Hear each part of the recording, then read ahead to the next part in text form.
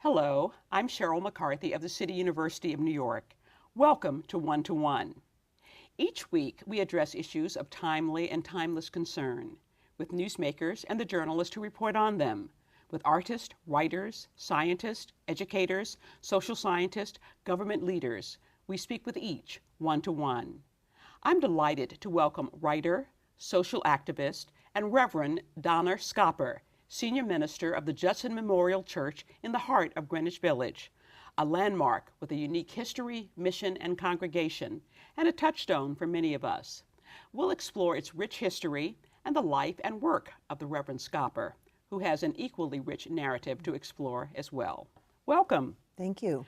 I visited Judson Memorial Church about 2 years ago and realized immediately that it was unlike any other church I had ever visited. Very liberal. I seem to have stumbled into a lot of aging members of the hippie generation, a large gay presence, socially and politically activist. It seemed to have a significant arts, theater, and music program. But most striking, the first church I've been to where they serve beer and wine at the after-church supper. So, where did this come from? Oh, goodness.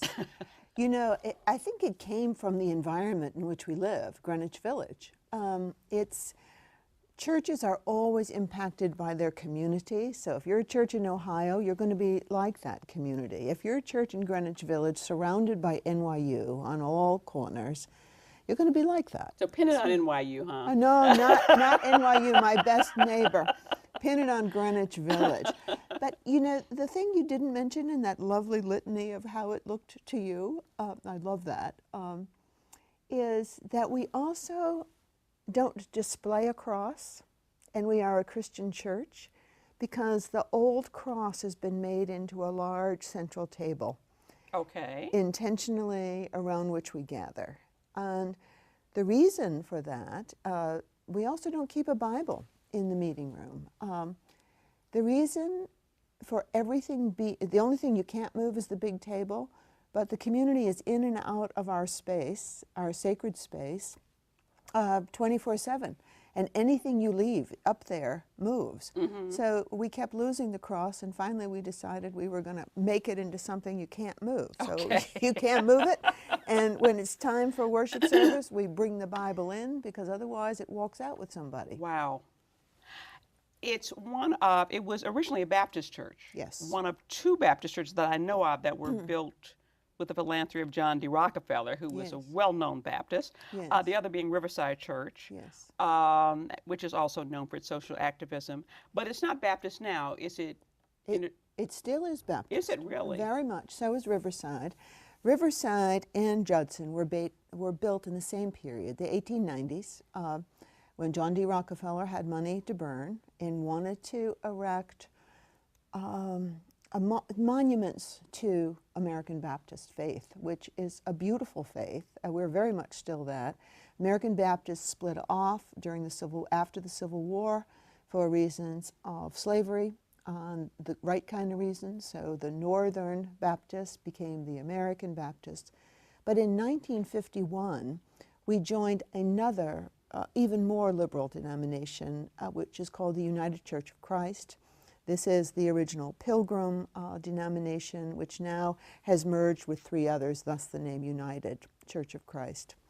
We're most famous for the God is Still Speaking campaign, and in 1951, again, owing to the great foresight of the Greenwich Village community, Judson was already very gay-friendly in the 50s, before Stonewall. And the American Baptists weren't.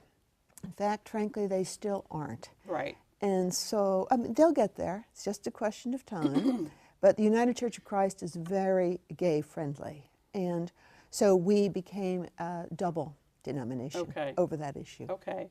Now, when the church was finished in I think, 1893, it was a church that was built to serve poor immigrants, most of them Italian at the time, but right in the midst of a wealthy WASP community. Well, no, downtown wasn't what it is now. Okay. But there indeed was, up Fifth Avenue, money. Then the park, and then you crossed into downtown, and Rockefeller very much wanted us to be a little different, and we are. Our little tagline is, we're a church that's a little bit different, intending to make a big difference in the world and in people's lives. When Rockefeller built Judson, I think he might have intended to be residential in the same way that Riverside was, and to serve the uptowners. Right. But the first minister they called was a very prophetic person, and he said, hello, I'm looking downtown. I'm not looking uptown. And what he saw downtown were the first waves of Italian immigrants who were being called names. They were dirty, they were too sexy, they were ruining the country. Sound familiar to anything that's going on now? And so Judson actually had the first clean water in downtown, and that's our fountain. We're literally redoing it right now because it's been broken a long time. It was the baptismal font, again, American Baptist then, but Mr. Judson, the first Judson, was different than John D. would have wanted, and made his case. And we actually owned that whole block. We had a hotel that was designed to support the ministry. We taught cooking lessons, Americanizing cooking lessons to Italian immigrants, and tried to talk them out of their garlic eating ways because they smelled of garlic. But the thing we're most proud of is that living fountain of genuinely clean, healthy water on the Lower East Side. I would say that on the cooking end, the Italians won, because Italian food is now really, really popular. At a time, it was German food, and nobody, because Germans were upper class, and nobody eats German food anymore, hardly. No, the Italians very much won that battle. Through the years, Judson has seemed to have operated a rather avant-garde type of ministry. In 1895, it opened a kind of shelter for the poor. In the 20s, it started a health center. In the 40s and 60s, it ran an interracial international residence for students. At one point in the 60s, it opened the first drug treatment clinic in the village. In the 70s, before Roe v. Wade, it ran an abortion counseling and referral services, and later a low-cost abortion clinic. And in the 70s and 80s, it conducted a ministry to street prostitutes. This obviously would have had to come, you talked about the first minister, it would have had to have come from the leadership of the ministers of the church. Absolutely.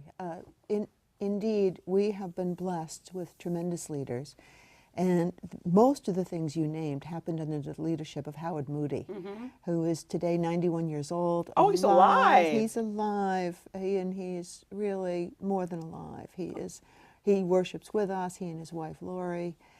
And Howard was there for 35 years, through most of that period, and has a wonderful book out about his life there and then.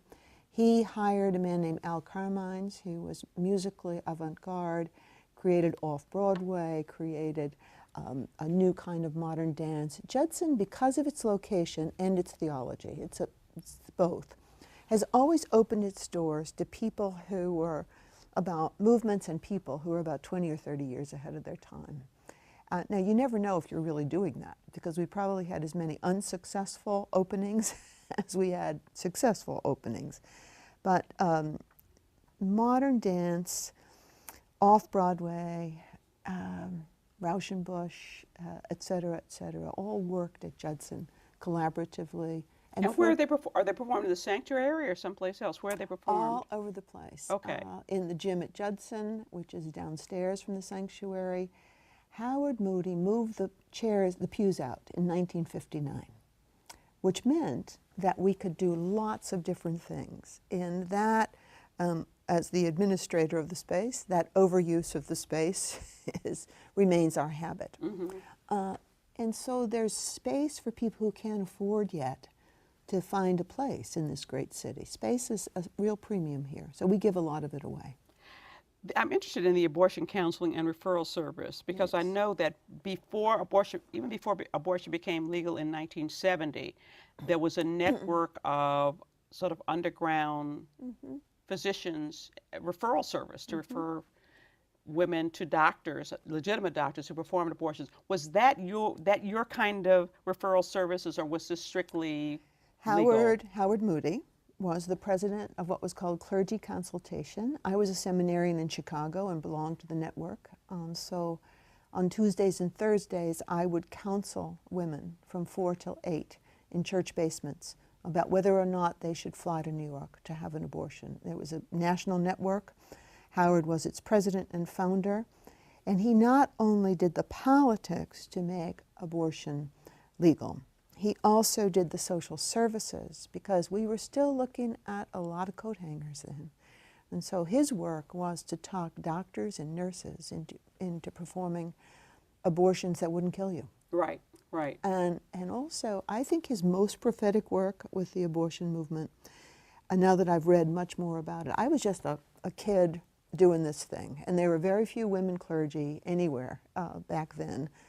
And so they wanted women. I mean, can you imagine having to sit down and talk to a man about, this is how you have an abortion, this is what, you know.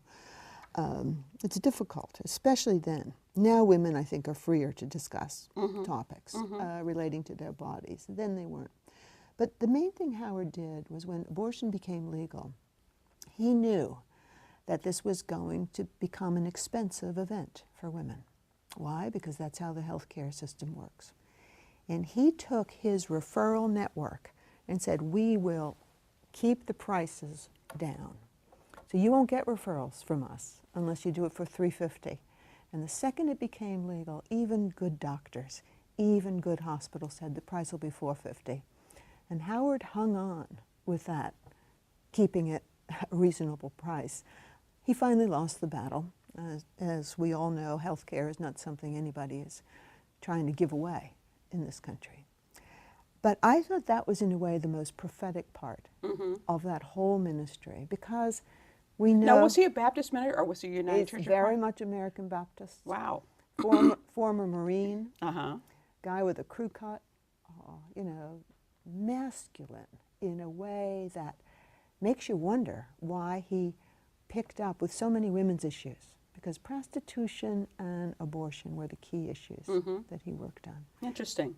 We're going to take a short break, then we'll be back with the Reverend Donna Schaper of the Judson Memorial Church right after the following message. Takeout meals for just $12.99. Call now. Sherry Pearson. You are the sole surviving heir of the King of Montanopolis, and you are now worth $45 million. I'm rich! This can't be real. Of course it's not real. Come on. Having money isn't about luck. Like that takeout meal. Cook at home instead, you can save thousands a year. Feed me. Feed the pig.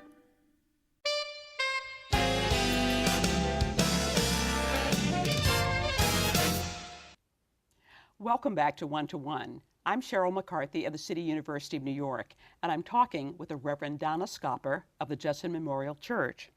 So what drew you to Judson? Oh my. Judson might be the very best job for a United Church of Christ minister, which I am, in the world. Why? It's theologically more open, and I get to learn from people. I'm almost 40 years in the ordained ministry, and every one of my congregations thought I was too liberal for them. And Judson In previous congregations? Yes. And I've had 7 previous congregations, and I wanted to be in a place where they thought I was too conservative, and Judson thinks I'm too conservative. Now, am I right? Now, your husband, is he Jewish? Is your husband Jewish? Yes. How does that work out? Sort of like Mary Madeline and James Carville? Beautifully. We raised 3 kids both ways. 2 of my kids are practicing Jews. One is appropriately at age 26, and I don't know. And my son is actually married to a woman who's becoming a rabbi. Okay. And has given me my first grandchild. Wow, there you go. So tell me about some of the projects the church is currently involved in. I mean, on the day I was there, you were welcoming back a Haitian immigrant who had just barely escaped being deported. We are very involved with the immigrant rights movement right now. I would say that's our main squeeze, and we run an accompanying... Is that the New Sanctuary Coalition? That's the New Sanctuary movement, which provides sanctuary, which we define as safe space including taking in people who the government is trying to deport. And so we fight for people. Individually, we run an accompaniment program, which your listeners might be very interested in doing. So many people say, I want to do something, but I don't know how. It's a great thing to accompany an immigrant to his or her ICE check-ins and get to know them and see what's really going on with immigrants. So we run that program, we train people, we do this in cooperation with NYU, next door, the law school, which is a great cooperation. And we also do a lot of advocacy for the DREAM Act, for comprehensive immigration reform. In New York City, we have partnered with many other wonderful organizations to keep so-called secure communities out of here, which is it's just a law enforcement program that tries to throw people out, as though that would make us secure. Fortunately, Governor Cuomo is very much against having so-called secure communities in New York, and so we applaud his work. Is that where I'm not sure I understand what a secure community is. Secure communities is a program by ICE that basically would get more money to round up more people. I see. And deport them so that other people would think they were secure, as though the premise is wrong. Immigrants are not a threat to your security. Right. Immigrants help you. They raise your children, they pick your lettuce, they wash your strawberries, they take care of your elderly, they create businesses. They are an economic boon, not bane. You also you train ministers is it for community ministry? Yes. Tell me about that. Well, that's probably my favorite project. We take around 10 students a year from New York Theological, Union Seminary, Drew University, Rutgers, local seminaries, and we give them a year internship at Judson to train them in how to do public ministry from a parish base. So we don't just teach activism, and we don't just teach pastoral ministry, we teach them together.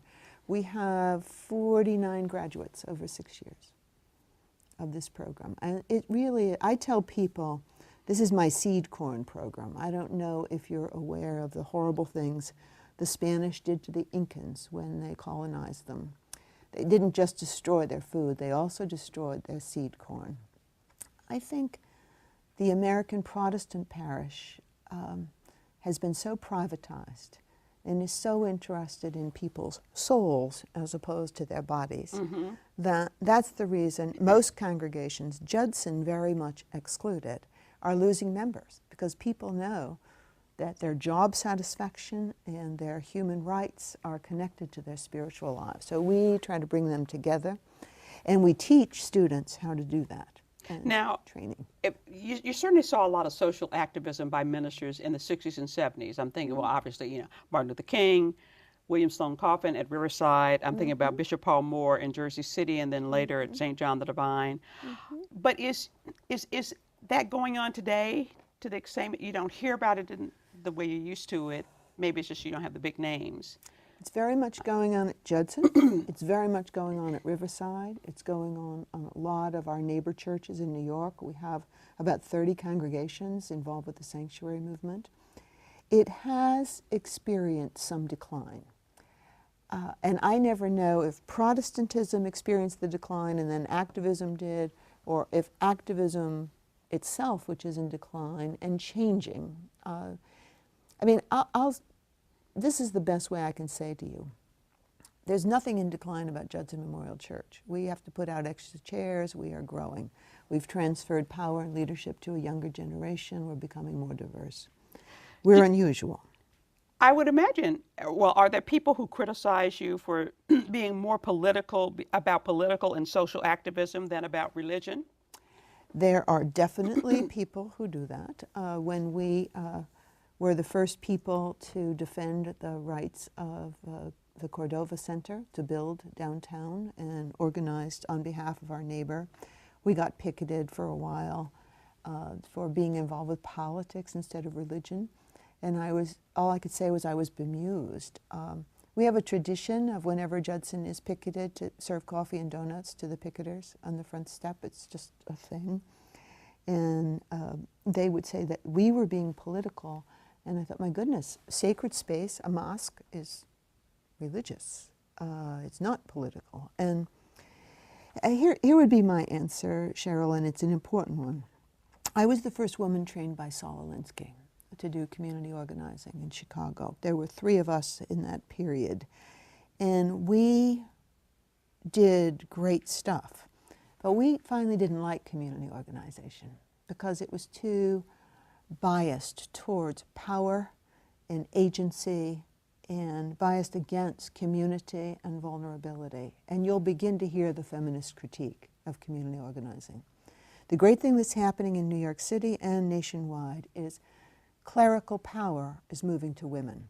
And women are changing churches to be what I would call both sources of community and sources of political, social, religious power. Yeah, that's interesting. I want to hear more about that, how women are changing, churches and communities in a way that male activist ministers didn't. I don't want to put down men or activist ministers. Most of them are my mentors and my friends. I do want, my personal mission statement is to provide spiritual nurture for public capacity. And if all I'm doing is organizing immigrants for their rights at City Hall and getting ICE out of Rikers, which is another thing that we do, because ICE picks up a couple hundred people a week at Rikers. These are the immigration people. Yeah. Right. Who haven't done anything but a traffic ticket half the time. So if all I'm doing is advocating for people and not growing their souls and their spirits, I'm in trouble. If all I'm doing is growing their souls and spirits and helping them get through breast cancer, helping them get through unemployment, which is the biggest part of my job right now, people are ashamed that they're unemployed. They'll say, "Psst, I gotta tell you something, I lost my job." And I'll say, "Oh my God, why be ashamed of that?" Right.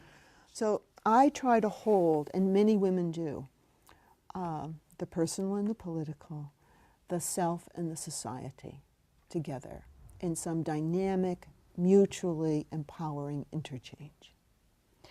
Your new book, and you've written 31, I gather, is called A Religious Renegade's Thank You to Organized Religion. Yes. Are you a religious renegade, and why a thank you? Organized religion saved my life. When I was 6 years old, my father beat up my mother. I have come to discover that I'm not the only one who ever experienced this. Of course, then, that's what I thought. Somehow, this was back when the phone numbers were 7 numbers. I dialed EV 742 something.